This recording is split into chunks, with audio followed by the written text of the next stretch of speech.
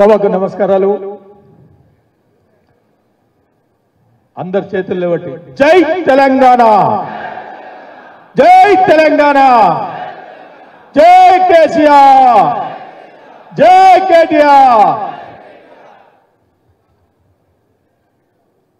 ఇబ్రాహీంపట్నం నియోజకవర్గం విస్తృత స్థాయి సమావేశం జరుగుతున్నటువంటి ఈ శుభ సందర్భంలో పార్లమెంట్ నియోజకవర్గం భువనగిరికి సంబంధించినటువంటి అభ్యర్థిగా బీఆర్ఎస్ అభ్యర్థిగా క్యావ్ మల్లేశ గారిని కేసీఆర్ గారు నియమించడం, ఈ యొక్క కార్యక్రమానికి ముఖ్య అతిథిగా విచ్చేసినటువంటి గౌరవనీయులు పెద్దలు,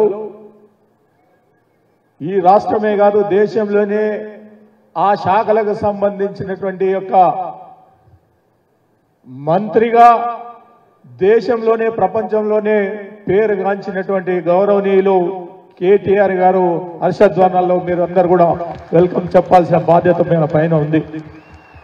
వేదిక మీద ఉన్నటువంటి అభ్యర్థి గారు క్యావ్ మల్లేశ గారికి, గౌరవ ఎమ్మెల్సీ ఎగ్గే మల్లేశం గారికి, వేదిక మీద ఉన్నటువంటి ప్రశాంత్ రెడ్డి గారికి, మిగతా లక్ష్మారెడ్డికి, రామరెడ్డి గారికి, చంద్రయ్య గారికి, కృపేష్ గారికి, సంగమ్మ గారికి, రమణ గారికి, అందరికీ పార్టీ అధ్యక్షులకు, అందరికీ ముఖ్యులకు, నాయకులకు, ఇక్కడ విచ్చేసినటువంటి కార్యకర్తలందరికీ నమస్కారాలు. మీకందరికీ తెలుసు నల్గొండ ఆనాడు ఉన్నటువంటి పార్లమెంట్, అటు తర్వాత భువనగిరి పార్లమెంట్ కూడా రెండు అయినాయి. కానీ నల్గొండ పార్లమెంట్ అన్నప్పుడు ఆనాడు నుంచి లెక్క పెట్టినా 50 సంవత్సరాల నుంచి కూడా మనం అందరం కూడా చూస్తా ఉన్నాం. ఎప్పుడు కూడా నల్గొండ వాళ్ళకే సంబంధించినటువంటి ఒక బిఎన్ రెడ్డికో, ఒక ధర్మభిక్షకో, ఒక శ్రీనివాసరావుకో, ఒక దామోదర్ రెడ్డికో, లేకపోతే ఒక రాజగోపాల్ రెడ్డికో, బూర నర్సయ్య గౌడ్కో, అందరూ కూడా బయట వాళ్ళకే మనం అందరం కూడా పార్టీలో ఓటు వేసుకుంటూ ముందుకు పోయినాం. కానీ అదృష్టవశాత్తు మనకి వాళ్ళ మన ఇబ్రాహీంపట్నానికి, ఎందుకనంటే మనకు ఒక అభిమానం కేసీఆర్ గారు మన ఇబ్రాహీంపట్నం మీద, కేటీఆర్ గారు కూడా అభిమానం ఉన్నటువంటి ఒక ఇబ్రాహీంపట్నం. ఆ ఇబ్రాహీంపట్నంలో అభివృద్ధి బ్రహ్మాండంగా తీర్చిదిద్దినామని చెప్పేసి వాళ్ళకు ఒక నమ్మకం. అందులో భాగంగానే ఒక బీసీ నాయకుడిగా మనకు క్యావ మల్లేశ్ గారికి పార్టీ టికెట్ ఇచ్చినటువంటి సందర్భం అని చెప్పి కూడా నేను తెలియజేస్తా ఉన్నా.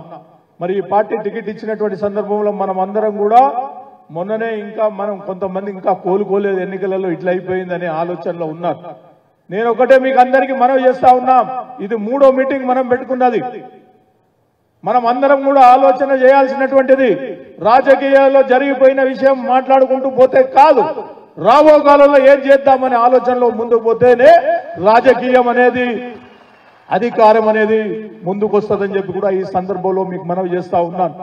మరి వాళ్ళ మనం అందరం కూడా తెలుసు, ఇబ్రాహీంపట్నం అభివృద్ధి చేసినాం, ఎంత చేయాలో అంత చేసినాం. గౌరవ కేటీఆర్ గారి నాయకత్వంలో మున్సిపాలిటీలన్నీ కూడా కొత్తగా 4 మున్సిపాలిటీలు అభివృద్ధి చేసినాం. ఏ కార్యక్రమాలైనా కానీ తీసుకొని ముందుకు పోయినాం. ఇవాళ ఎక్కువ నియోజకవర్గాలకు వచ్చినటువంటి వ్యక్తిగా ఎవరైనా కేటీఆర్ గారు, మనకు వచ్చినటువంటిది 11 సార్లు మన నియోజకవర్గానికి రావడం జరిగిందని చెప్పి కూడా ఈ సందర్భంలో మనం చేస్తా ఉన్నాం. అన్ని నిధులు కూడా రావడం జరిగింది. కాబట్టి ఇవాళ చేసిన పనులు మనం చేసుకున్నటువంటి సందర్భాల్లో ఇవాళ మనం చేసిన పనులు మనం కంప్లీట్ చేసినాయి. ఇవాళ ఈ 3 నెలల నుంచి బోర్డులు పెట్టుకుని ఇనాగ్రేషన్లు చేస్తున్నటువంటి సందర్భం కాంగ్రెస్ ప్రభుత్వం అని చెప్పి కూడా ఈ సందర్భంలో మనం చేస్తా ఉన్నాం. ఆనాడు చాలా మంది మనల్ని అన్నారు, సార్ ఇనాగ్రేషన్లు చేయి సార్ అంటే, ఎక్కడ పోతున్నామా, మనం ఉంటాం కదా, మనం చేసుకుంటాం కదా, మన కేటీఆర్ గారితో చేయించుకుందామని చెప్పేసి చాలా విషయాలకు మనం కంప్లీట్ గా చేసి ఇచ్చిపెట్టినటువంటి సందర్భాల్లో ఉన్నాయి. ఇవాళ వాళ్ళు సోకొకటిదైతే సొమ్మొక్కడిది అన్నట్టు వాళ్ళు ఇనాగ్రేషన్లు పెట్టుకున్నటువంటి సందర్భం కనపడతా ఉందని చెప్పి కూడా ఈ సందర్భంలో మనం చేస్తా ఉన్నాం. అయినా ఇవాళ మీరు అందరూ కూడా అధైర్యపడవద్దని చెప్పి కూడా మీకు అందరికీ మనవి చేస్తా ఉన్నా. రాబోలో కాలంలో మనకున్నటువంటి లోకల్ బాడీస్ వస్తాయి. లోకల్ ధైర్యం లేదు కాంగ్రెస్ వాళ్ళకు లోకల్ బాడీస్ పెట్టాలనేది. ఆ 8 నెలల్లో 9 నెలలకు పెట్టాలనే ఆలోచనలో ఉన్నా ధైర్యం లేనటువంటి సందర్భాలు ఉన్నాయి. లోకల్ బాడీస్ కానీ, మున్సిపల్ ఎన్నికలు కానీ, అదే విధంగా మండల ఎన్నికలు కానీ, జడ్పీటీసీ ఎన్నికలు కానీ, మళ్ళా ఉన్నటువంటి మనకున్నటువంటి యొక్క పిఎస్సిఎస్ ఎన్నికలు కానీ ఇవన్నీ కూడా రాబో కాలంలో జరుగుతాయని చెప్పి కూడా ఈ సంవత్సరం మొత్తం కూడా ఎన్నికల సందర్భం ఇవన్నీ కూడా మనం దాటిగా ముందుకు పోవాల్సినటువంటి పరిస్థితి. ఎప్పుడైతే లోకల్ బాడీస్ లో మనం అందరం గట్టిగా ఉంటామో రాబో కాలంలో బ్రహ్మాండంగా అధికారం చేసేందుకు తెలంగాణ ప్రభుత్వం మళ్ళీ మనం బీఆర్ఎస్ పార్టీ ఇవాళ రాబో కాలంలో ఉంటది అని చెప్పి కూడా ఈ సందర్భంలో మనం చేస్తా ఉన్న అధికారం మనం ఉన్నప్పుడే బ్రహ్మాండంగా ముందుకు పోయినాం కాబట్టి ప్రజలకు ఇవాళ ధైర్యంగా చెప్పుకునే విధంగా మనం ముందుండాలని చెప్పేసి మనం చేస్తా ఉన్నాం. నేను అడుగుతా ఉన్నా, ఇక్కడ ఉన్నటువంటి వాళ్ళు వ్యవసాయదారులు ఉన్నారు, మిగతా బిజినెస్ చేసే వాళ్ళు ఉన్నారు, ఆఖరికి మనం ఎక్కువ ఇక్కడ ఆధారపడినటువంటి వాళ్ళు నాయకులు కానీ కార్యకర్తలు కానీ రియల్ ఎస్టేట్ లో ఉన్నారు. నేను అడుగుతా ఉన్నా, రియల్ ఎస్టేట్ లో 4 నెలల నుంచి ఎవరన్నా ఒకరు ఒక్క ప్లాట్ అమ్మాడా అని చెప్పేసి నేను అడుగుతా ఉన్నా. చేయి లేవట్టండి. లేవట్టారా? చేయి లేవట్టండి. లేదు అని చేయి లేవట్టండి. చేయలేదు కదా. దరిద్రమైన ఆలోచనలతోటి కాంగ్రెస్ ప్రభుత్వం చేస్తున్నటువంటి యొక్క ప్రజల యొక్క నమ్మకాలను దూరం చేసి ఈ యొక్క అభివృద్ధిని కుంటుపడేసే విధంగా ఇవాళ అభివృద్ధి చేస్తే ఇంకా కేసీఆర్ నో కేటీఆర్ నో జ్ఞాపకం పెట్టుకుంటారనే ఆలోచనతోటి ఒక రాజకీయ కోణంలో పగపట్టి ఆలోచనలు చేస్తా ఉన్నారు కానీ పద్ధతితోటి ముందుకు పోతలేరని చెప్పి కూడా ఈ సందర్భంలో మనం చేస్తా ఉన్నాం. ఇవాళ ఎవరు ఏం మాట్లాడినా రాగానే మన ఇబ్రాహీంపట్నం మీద పడ్డారు. ఇవాళ బ్రహ్మాండంగా అభివృద్ధి చేసే కార్యక్రమాల్లో పెద్ద ఎత్తున ప్రపంచంలోనే అతిపెద్ద కార్యక్రమం తీసుకున్నటువంటిది యొక్క మన ఫార్మా సిటీ. చాలా మంది అనుకున్నారు ఏదో అయిపోతుందని. ప్లాట్లు ఇచ్చినాం, 6000 ప్లాట్లు ఇస్తే ఇంతవరకు గతి లేదు. ఇవాళ రియల్ ఎస్టేట్ కోసం కేసీఆర్ గారు చేసినటువంటి ఒక పని, కేటీఆర్ గారు చేసినటువంటి ఒక ఫార్మా సిటీ అభివృద్ధి చేస్తే 1,00,000 కోట్ల పెట్టుబడి మన నియోజకవర్గానికి వచ్చేది. ఇంచుమించు 20 నుంచి 25 వేల మందికి జాబులు వచ్చేది. అవన్నీ కూడా పోయినటువంటి సందర్భాలు ఉన్నాయి. ఇవాళ నియోజకవర్గంలో చాలా కార్యక్రమాలు ఇంకా పెద్ద ఎత్తున తీసుకోవాలని ఒక ఆలోచన పెట్టుకున్నాం. కానీ అవన్నీ కూడా అడియాసలైనటువంటి సందర్భాలు ఉన్నాయి. 4 మాసాల నుంచి మన నియోజకవర్గాన్ని ఏం చేద్దామనే ఆలోచన కూడా లేనటువంటి పరిస్థితి అని చెప్పి కూడా మీకు అందరికి కూడా నేను మనవి చేస్తా ఉన్నా. ఆలోచన కాదు, చేసిన శాంక్షన్లు చేసిన పనులు చేయలేనటువంటి దరిద్రమైన ఆలోచనలో ఉన్నటువంటి పరిస్థితి అని చెప్పి కూడా ఈ సందర్భంలో మీకు అందరికి కూడా నేను మనవి చేస్తా ఉన్నా. కాబట్టి ఇవాళ రియల్ ఎస్టేట్ పోయింది, వ్యవసాయం పోయింది, రైతు కూలీలకు పని పోయింది, కరెంటు పోయింది, మంచినీళ్లు పోయింది.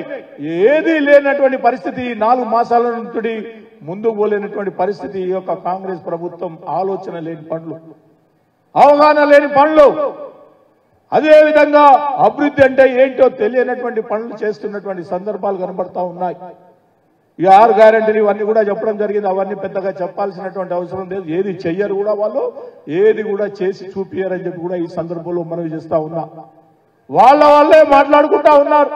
ముఖ్యమంత్రి ఒక స్టేట్మెంట్ ఇస్తాడు, మంత్రి ఇంకో స్టేట్మెంట్ ఇస్తాడు, సాయంత్రం ఇంకో మంత్రి ఇంకో స్టేట్మెంట్ ఇస్తాడు. ఇలాంటి ఆలోచనలో ఉన్నటువంటి యొక్క మంత్రుల ఆలోచన కానీ, ముఖ్యమంత్రి ఆలోచన కానీ, ఆ కేబినెట్ కానీ, ఆ ఆలోచనలు కానీ ఏవి కూడా ఈ రాష్ట్రాన్ని అభివృద్ధి దిశలో నడుపుదామనేది లేదు. ఇప్పటికి 13 సార్లు ఇవాళ రేవంత్ రెడ్డి గారు ముఖ్యమంత్రి ఢిల్లీకి పోయి ఆలోచనలు చేసి వస్తున్నాడు కానీ డెవలప్మెంట్ అనే ఆలోచన లేనటువంటి సందర్భం అని చెప్పి కూడా ఈ సందర్భంలో మీకు అందరికీ కూడా నేను మనవి చేస్తా ఉన్నా. కాబట్టి ఇవాళ మన నియోజకవర్గం భువనగిరి పార్లమెంట్ సంబంధించినటువంటి దాంట్లో మనం ఇవాళ ప్రధాన పాత్ర వహిస్తున్నామని చెప్పి కూడా ఈ సందర్భంలో మీకు అందరికీ కూడా నేను మనవి చేస్తా ఉన్నా. ప్రధాన పాత్ర వహిస్తున్నటువంటి యొక్క శుభ సందర్భంలో మీ అందరినీ కూడా నేను కోరుకుంటా ఉన్నా. పార్లమెంట్ అవకాశం మనకు రావడం జరిగింది. 10-12 మంది ఎంపీలు అయిపోయారు. కానీ వాళ్ళు మన నియోజకవర్గంలో గతంలో ఇప్పుడు ఉన్నటువంటి క్యాండిడేట్ ఎవరైతే ఉన్నారో అతను అతి దిక్కు లేనటువంటి సందర్భం కాంగ్రెస్. ఇక బీజేపీ అతను ఉన్నాడు, మనమే సేవ చేసి మనమే 5 ఏళ్లు గెలిపించుకొని ముందుకు పోయినటువంటి సందర్భంలో మనం ఇవాళ ఇంతమంది ఉన్నాం.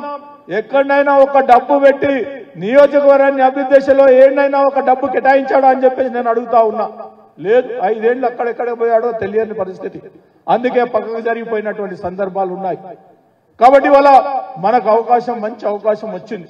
ఒక బీసీ నాయకుడిగా అవకాశం వచ్చినప్పుడు మనం అందరం కూడా ఉపయోగించుకోవాల్సినటువంటి బాధ్యత మనందరిపైన ఉంది. రాత్రింబోలు కష్టపడదాం. ఎట్టి పరిస్థితిలో మనం ఈ యొక్క 7 పార్లమెంట్ నియోజకవర్గాల్లో మన ఇబ్రాహీంపట్నం అత్యధిక మెజార్టీ మనం తెచ్చుకునే విధంగా ముందుకు పోదామని చెప్పి ఈ సందర్భంలో మీకు అందరికీ కూడా నేను మనవి చేసుకుంటా ఉన్నాను. ఇవాళ బీఆర్ఎస్ పార్టీ వాస్తవానికి కేసీఆర్ గారిని ఎన్నో ఇబ్బందులు పెట్టాలనే ఆలోచనలతోటి కేటీఆర్ గారిని పార్టీని కానీ ఏదో చేయాలనే ఒక తపన వాళ్ళు ఈ 4 మాసాల నుంచి కాంగ్రెస్ చేస్తా ఉంది. వేరే ఆలోచనలు లేవు. ఎవరిని ఎట్లా మభ్యపడితే బీఆర్ఎస్ పార్టీ స్థాపితమవుతుందో అనే ఆలోచనలో ఉన్నారు. కానీ ఇవాళ బ్రహ్మాండమైనటువంటి ఆలోచనలు రేపు భవిష్యత్తులో మీరు చూస్తారు కదా. లోకల్ బాడీస్ కానీ ఈ ఎంపీ సీట్లు కానీ అన్ని కూడా పెద్ద ఎత్తున మనం మెజార్టీలో గెలుస్తామని చెప్పి కూడా ఈ సందర్భంలో మనవి చేస్తా ఉన్నా. దేవుని దయ వల్ల ఇంకొక 3 మాసాలు వెనుకకు వచ్చినుంటే బ్రహ్మాండంగా ఉండేది. ఈ ఎన్నికలు ఒక 3 మాసాలు వెనుకకు వచ్చినుంటే బ్రహ్మాండమైన ఓవర్ మనం ఇంట్లో కూర్చున్నా గెలిచిపోయే పరిస్థితి వచ్చేది. కానీ ఇవాళ చేసిన కాంగ్రెస్ 4 మాసాల నుంచి చేసినటువంటి కార్యక్రమాలు ఇవాళ ప్రజలందరూ కూడా ఇళ్లలో చెప్పుకుంటా ఉన్నారు. కానీ ఇవాళ చెప్పండి, ఆశ పెడతారు వాళ్ళకు, మాట ఇచ్చినాం సాధిస్తాం, ఎన్నికల తర్వాత మీకు ఇస్తాం, ఎన్నికల కోడ్ వచ్చిందని అబద్ధాలు ఆడే పరిస్థితి వస్తుంది. ఎన్నికలు వచ్చిన తర్వాత ఎవరు ముఖం చూడరు, వాళ్ళంతలో వాళ్ళే తన్నుకునే పరిస్థితి వస్తుంది. వాళ్ళంతలో వాళ్ళు గుంజుకోవడం, గ్రూపులు మీటింగ్ పెట్టుకోవడం, ఏ పంచాయతీలు పెట్టుకుని రాష్ట్రాన్ని అదో 10 చేయే పరిస్థితి వస్తుంది. కానీ వాళ్ళు ఏది సరిగ్గా చెయ్యరని చెప్పేసి కూడా మనం ముందుకు పోవాల్సిందే. చేసినవి మనం ముందుకు పోయి చెప్పుకుందాం. చేసినాం, ఈ పద్ధతిలో మనం ముందుకు పోయినాం, ఈ డెవలప్మెంట్ చేసినాం, ఇవి కార్యక్రమాలు చేసినాం, కేసీఆర్ ఉన్నప్పుడు ఇట్లా వచ్చినాయి, అవన్నీ కూడా మనకు ఉన్నటువంటి కార్యక్రమాలు, సంక్షేమ కార్యక్రమాలు చెప్పుకొని ముందుకు పోదామని చెప్పి కూడా ఈ సందర్భంలో మనం చేస్తా ఉన్నాం. కాబట్టి దయచేసి మిమ్మల్ని అందరినీ కోరుకుంటా ఉన్నాను. ఇవాళ మీ అందరు కూడా కష్టపడి ప్రతి ఒక్కరు కూడా ఎట్లయితే బూత్ స్థాయిలో మనం ఉన్నామో, మన కమిటీస్ ఉన్నాయో అన్ని ఉన్నాయి, అందరం ఉన్నాం. ఆ పద్ధతిలోనే ముందుకు పోదాం. ఆ పద్ధతిలోనే ఎన్నికలు మనకున్నటువంటి పరిస్థితుల్లో ముందుకు పోయి సక్సెస్ అవుదామని చెప్పి కూడా ఈ సందర్భంలో మీకు అందరికీ కూడా మనవి చేసుకుంటా ఉన్నా.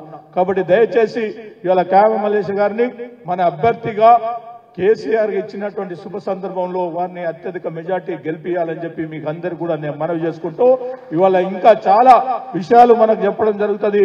కేటీఆర్ సార్ గారు నిజంగా కూడా అతి కష్టపడి ఇవాళ ఈ రాష్ట్రాన్ని, హైదరాబాద్ ను ఏ దిక్కులో మీరు పోయినా, హైదరాబాద్ కి ఇవాళ మనం పోవాలనుకున్నా ఎల్బీ నగర్ నుంచి మనం హైదరాబాద్ సెంటర్ లో పోవాలంటే ఇలా 15-20 నిమిషాల్లో పోతున్నాం. ఆనాడు 1.5 గంట అయినా కానీ పోలేనటువంటి పరిస్థితిలో 36 బ్రిడ్జిలు కట్టించినటువంటి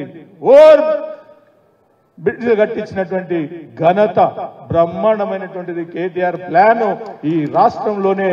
ఎందుకంటే మీరు కూడా చూడాలి, ఐకాన్ అనేది మనకు అందరికీ కూడా గుర్తించినటువంటి వ్యక్తి. ఇవాళ ఇబ్రాహీంపట్నంలో పెద్ద ఎత్తున ఫాక్స్కాన్ కంపెనీ అది ఎక్కడ పోయిందో మనకు అర్థమైతే లేదు. తీసుకుపోతాం బెంగళూరుకు అని చెప్పేసి వాళ్ళు వచ్చిపోయినారు. రాత్రి వాళ్ళు మీటింగ్ పెట్టి మళ్ళీ తెల్లవారినే మీటింగ్ పెట్టి సార్ మేమంతా కూడా సహకరిస్తామన్నారు. మళ్ళీ అతిగతి లేదు, దాని మీద రివ్యూ లేదు, ఆలోచన లేదు, విజిట్ లేదు, ఏది లేదు. ఇవాళ ఫార్మాసిటీలో ఉన్నటువంటిది రియల్ ఎస్టేట్ చేస్తామని చెప్తా ఉన్నారు. రియల్ ఎస్టేట్ చేస్తే పొల్యూషన్ ఉండదా? అబద్ధాలు ఆడి ఆనాడు పొల్యూషన్ వస్తుంది, ఊర్లన్నీ ఖరాబ్ అయిపోతాయని చెప్పిన వాళ్ళు ఇవాళ సగం రియల్ ఎస్టేట్ చేస్తారట, సగం ఫార్మాసిటీకి ఆల్రెడీ మాట్లాడుకున్నటువంటి సందర్భాలు కనబడతా ఉన్నాయి. కాబట్టి ఇవాళ మనం చూస్తూ ఉందాం, అంతేవరకే కానీ వీళ్ళు చేసే పనులు ఏవి లేవని చెప్పి మరొకసారి ప్రజలకు తెలియజేసి మనం అందరం కూడా ముందుకు పోదామని చెప్పి మనకు అందరం కూడా ఇలా కష్టపడి పనిచేద్దాం, కావ్య మల్లేష్ గారిని గెలిపించుకుందామని చెప్పి మరొకసారి మనవి చేసుకుంటూ జై తెలంగాణ అందరి చేతులు లేబట్టాలి. జై తెలంగాణ, కారు గుర్తుకే. అందరికీ నమస్కారాలు. పెద్దలు, రాష్ట్ర బీఆర్ఎస్ పార్టీ వర్కింగ్ ప్రెసిడెంట్, అదే రకంగా మన నియోజకవర్గానికి అత్యధిక నిధులు ఇచ్చినటువంటి వ్యక్తి